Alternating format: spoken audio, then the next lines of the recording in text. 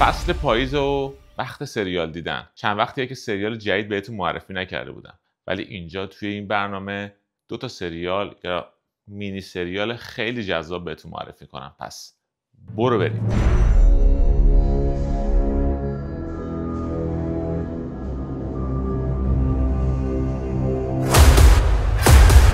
خوش اومدید مووی دیلر. تو این دوره زمونه تا دلتون بخواد از در و دیوار سریال میریزه.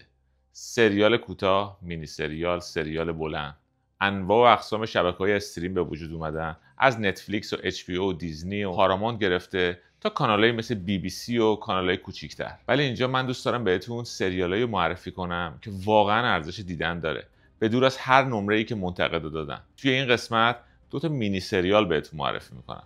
چرا مینی سریال؟ چرا سریال‌های بزرگ و اصلی نه؟ برای اینکه اون سریال‌ها خیلی باید با دقت بیشتری دیده بشن و وقت شما رو میگیرن. مطمئن باشید بعد از دیدن یه سریال خیلی خوب اونم بهتون معرفی میکنم. ولی توی این برنامه این 2 مینی سریال از من داشته باشید تا ببرید.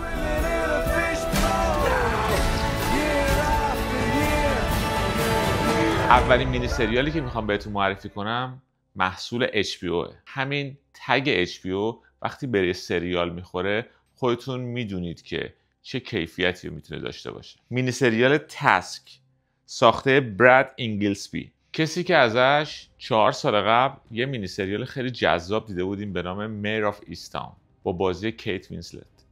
یه مینی سریال 8 قسمتی بود. داستان توی شهر کوچیک میگذشت و شخصیت کیت وینسلت کسی بود که یه کاراگاه بود و میخواست راز یه قتلی رو کشف کنه. ولی اینجا قضیه خیلی گسترده تر میشه. پس اینجا یه خلاصه داستان بدون اسپویل بهتون میگم تا دستتون بیاد با چه سریالی سر کار دارید. ماجرای ما داستان یه مأمور فدراله.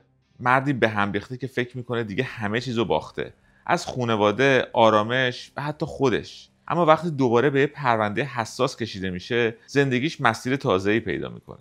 این پرونده یه جور آینه است، هم پر از خطر و معما، هم پر از زخمای شخصی که هنوز باهاشون درگیره. هر قدمی که جلو میره هم به جواب نزدیکتر میشه، هم بیشتر توی گذشته تاریک خودش فرو میره. پس با این خلاصه داستان فهمیدیم که ما با یه سریال معمایی پلیسی ساده طرف نیستیم.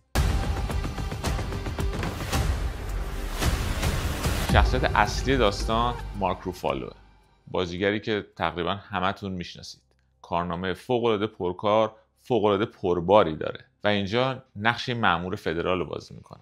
مارک روفالو برای اینکه این نقش رو بهتر بتونه در بیاره با مأمورای فدرال، پلیسای اف بی آی خیلی نشسته صحبت کرده تا بتونه قشنگ طرز فکرشون اینه که چجوری با پرونده ها برخورد میکنن، چجوری با یه آدم مجرم برخورد میکنن، مواجهشون با یه صحنه قتل یا صحنه‌ای که جرم توش اتفاق افتاده چه شکلی است. برای همین خیلی این سکانس ها ملموس از آب در اومده. یه نکته دیگه که باید در نظر داشته باشید اینه که این مینی سریال فقط 8 قسمته. بله، فقط 8 قسمت. یه جورایی میشه گفت آب توش نبستن. قسمت اضافه، سکانس یا پلان اضافه نداره. داستان همون جایی که باید شروع میشه و همون جایی که باید تموم میشه. خیلی ریتم خوبی داره. شخصیت‌های فرعی هم درست انتخاب شدن و بیشتر و بهتر از همه خود مارک روفالوه و شبکه اچ پی او که استاده. بله، استاد ساختن اینجور مینی سریال است.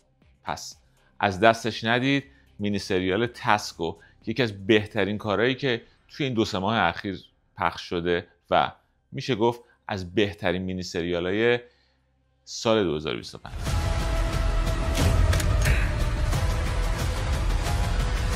مینی سریال دوم که خود منو خیلی سورپرایز کرد، از بهترین کارهایی بود که تو این چند ماه دیدم. این بار از نتفلیکس، مینی سریالی به اسم بلک رابیت، خرگوش سیاه. اولین چیزی که منو جذب کرد که این سریالو ببینم 2 بازیگر نقش اولش بودن، جود لا و جیسون بیتمن. جیسون بیتمن رو که مسلما میشناسید، بازیگر نقش اول سریال اوزارک که توی این سریال به غیر از بازیگری 2 قسمت اول رو هم خودش کارگردانی کرده و جود لا هم که اصلا بازیگر فیلم‌های سینماییه، چند تا از بهترین فیلم‌های این سال‌های اخیر رو بازی کرده. اینجا هم بهتون یه خلاصه داستان میدم و بعد بهتون میگم چرا این سریال مهمه و چرا باید ببینیدش توی این ترافیک سریالی. اینجا ما ماجرای 2 برادر رو داریم.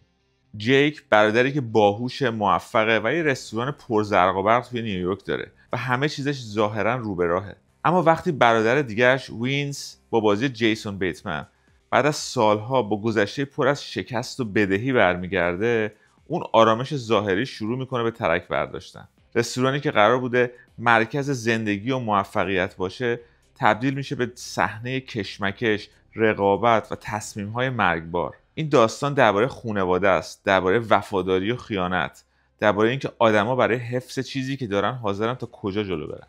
اینجا ما با یه سریال خانوادگی صرف سر و کار نداریم. سریال هم درام داره هم کرایم. یکی از مهمترین اتفاقایی که توی این سریال افتاده و من توی این چند سال ندیده بودم توی سریال‌های دیگه اینه که یک، بر اساس داستان واقعی سریال کیلر یا اینجور چیزا نیستش، و دو، سریال کمی تم خانوادگی هم داره، ولی این تم خانوادگی بسیار بسیار بجا و به اندازه با اون قضیه کرایم و گنگستری ماجرا گره خورده.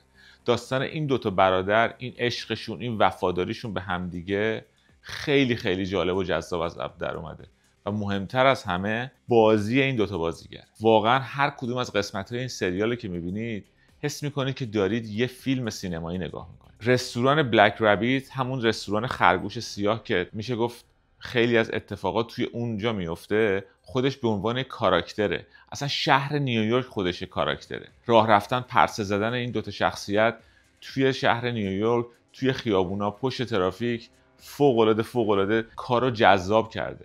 انگار پیش خودم میگفتم این سریال باید توی این شهر ساخته میشد، نه تو هیچ جای دیگه.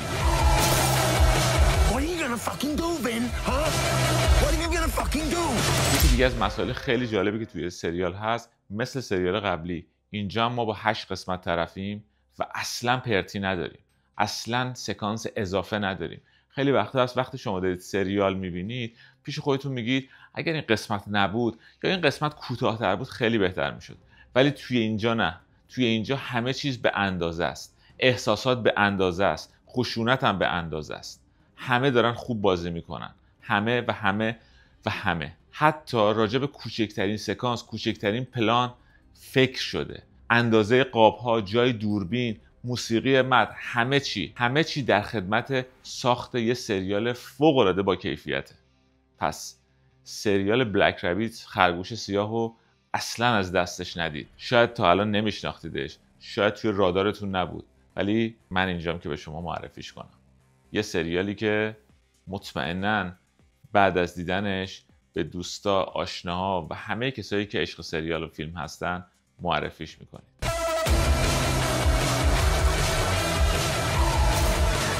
این دوتا مینی سریال از بهترینای این 2-3 ماه بودن و قطعاً تو ماه‌های بعد سریال یا مینی سریال‌های جذاب و جالب دیگه‌ای که اگر بیاد بهتون معرفیش میکنم. مخصوصاً کارهایی که شاید خیلی معروف نباشن و از قلم بیفتن. مثل همیشه احتیاج دارم به حمایتتون. لایک، سابسکرایب، معرفی به دوستاتون، زدن اون زنگوله تا از جدیدترین ویدیوها با خبر بشید و تا برنامه بعد.